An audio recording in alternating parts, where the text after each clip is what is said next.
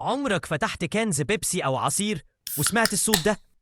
تحس كأنك فتحت بوابة لعالم تاني. بس يا ترى إيه اللي بيحصل جوه؟ وليه الكنز بالذات بتعمل الصوت ده؟ كل الناس فاكرة إن ده مجرد صوت أو غاز بيفرغ نفسه خلاص، بس في الحقيقة ده تصميم هندسي عبقري ومليان حسابات دقيقة. علبة الكنز وهي بتتعبى بيحطوا فيها غاز ثاني أكسيد الكربون بضغط عالي جدا، ضغط أعلى من ضغط الجو اللي حوالينا ب3 أو 4 مرات.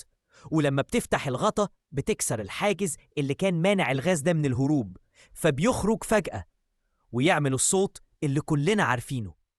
الشركة بتصمم العلبة بشكل محدب من تحت علشان تستحمل الضغط ده وتمنعها من الانفجار، وكمان الغطا معمول بزاوية وسمك معين علشان يتفتح بسهولة بس من غير ما الغاز ينفجر في وشك.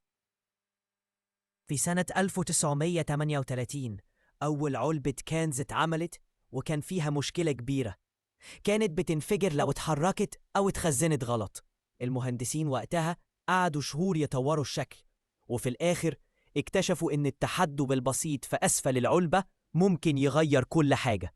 من يومها وبقينا نسمع بدل ما نسمع بوم. انت فاكر ده مجرد صوت بسيط، بس ورا منه ضغط ومعادلات وشغل هندسي مرعب.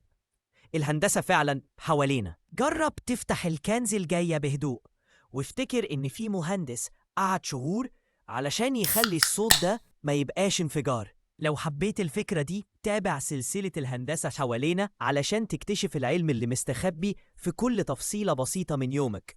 وما تنساش اللايك والسبسكرايب عشان يوصلك كل جديد. سلام.